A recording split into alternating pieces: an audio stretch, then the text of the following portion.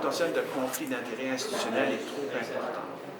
Alors, ça c'est l'état de ma pensée actuelle, après avoir entendu étudier le rapport et entendu les chiffres. 5-10 ans, c'est trop long. Pour vous, qu'est-ce qui est acceptable comme délai pour ramener tout ça dans l'ordre?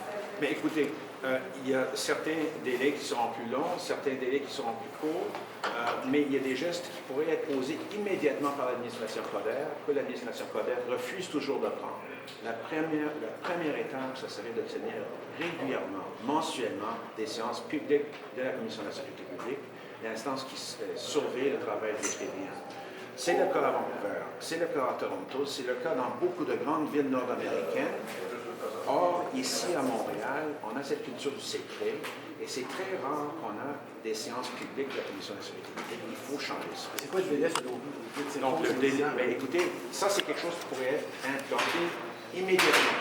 Ça ne prend pas de changement de loi.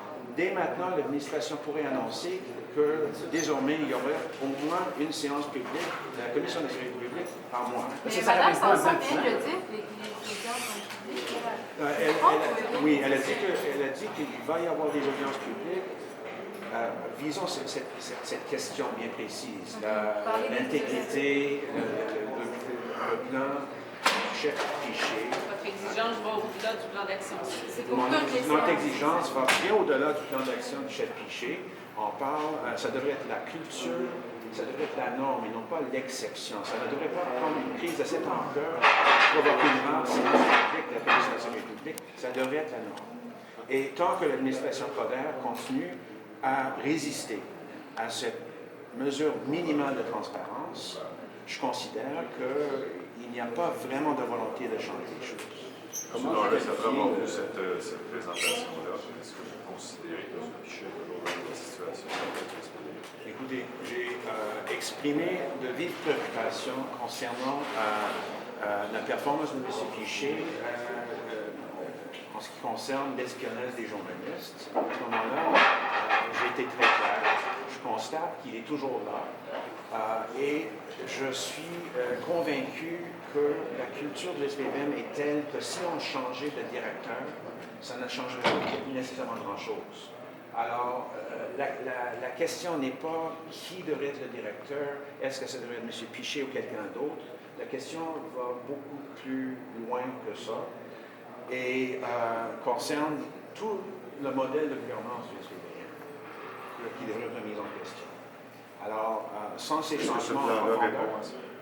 Est-ce que ce plan-là répond à ça?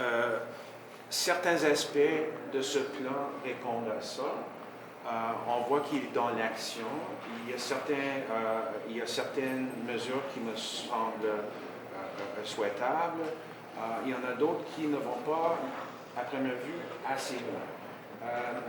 On peut refaire la gouvernance des enquêtes internes, mais tant que ces enquêtes internes restent internes, il y aura toujours ce potentiel de conflit d'intérêts institutionnel au sein du SPVM.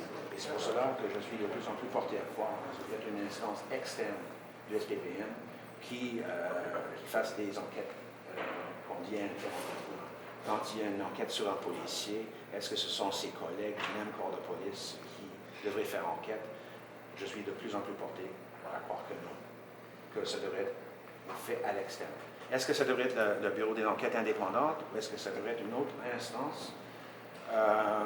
Ça pourrait être peut-être une autre instance, ça reste à déterminer, mais vu l'ampleur de la crise qui secoue le SPVM en ce moment, je pense que la division des enquêtes internes est mal placée pour continuer à jouer ce jeu et que ce serait intéressant d'avoir une instance externe qui ferait ce travail. Can we ask you a couple questions in English? Vous demandez plus de départ, M. Piché. Écoutez, je n'ai jamais demandé de départ. Au moment où les révélations ont été faites sur l'espionnage des journalistes, j'ai suggéré qu'ils se mettent à l'écart le temps que l'enquête se fasse. Force est de constater que ma recommandation n'a pas été entérinée par M. Piché et qu'il est toujours là. Alors, je peux continuer à répéter ce que j'ai déjà